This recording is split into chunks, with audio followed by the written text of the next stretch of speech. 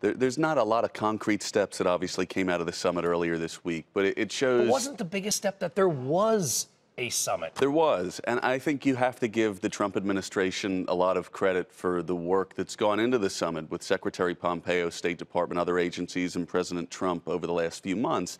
That being said, I think people need to manage their expectations of what came out of this, because obviously the remarks made this morning to say that sanctions will be lifted when they totally denuclearize, that's not an instant step that they're going to take. That's something that will take time to do that, and then once to show and prove to the world that that's actually occurred. But there is a loose invite, we are told, for Kim Jong-un to come to the White House. First sitting president to meet with the leader of North Korea ever. I mean, the significance of just the meeting. Is this a 10, 20-year cycle? Is this Nixon in China in the early 70s? I don't know if this is quite Nixon in China. I mean, China and North Korea, I don't think you could put on the same scale, even in terms of what China was in the 70s to North Korea today.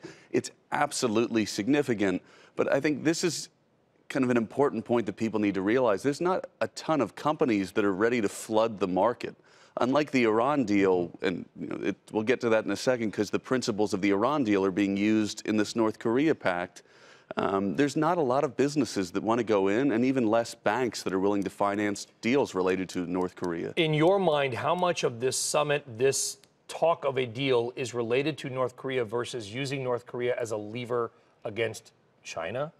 No, I think maybe Iran? If you look back at everything the president has done, he really is making good one by one on campaign promises. He talked about making peace with people like Kim Jong-un, and he's going out there, he's having the summit, he's trying to make a deal, and he's trying to prove to the world that he's making good on those promises.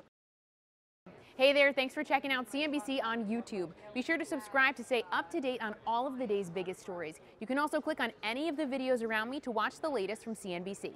Thanks for watching.